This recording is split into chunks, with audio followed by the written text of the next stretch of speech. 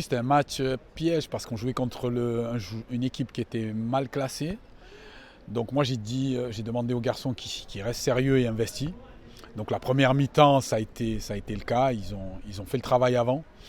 Donc moi en deuxième mi-temps j'ai voulu un peu lancer quelques joueurs qui ont peu de temps de jeu pour pouvoir donner aussi la possibilité à tout le monde de s'exprimer.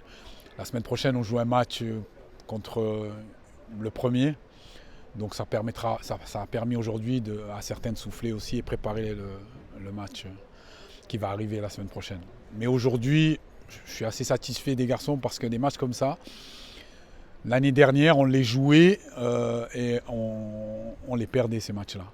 Parce qu'il n'y avait pas cet investissement et ce sérieux et cet engagement. Et là, ils l'ont fait, donc moi je suis assez satisfait. En faisant ce team, on travaille dans la continuité puisque les joueurs sont restés dans la catégorie, ils ont monté une marche.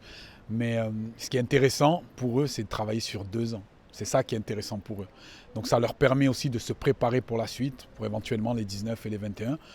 Et ceux qui sont encore en retard, j'allais dire, ils sont en train de combler leur retard parce que l'écart commence à se réduire quand on arrive petit à petit chez les 19 et chez les 21. Il y a une osmose, il y a une ambiance de groupe qui est déjà faite.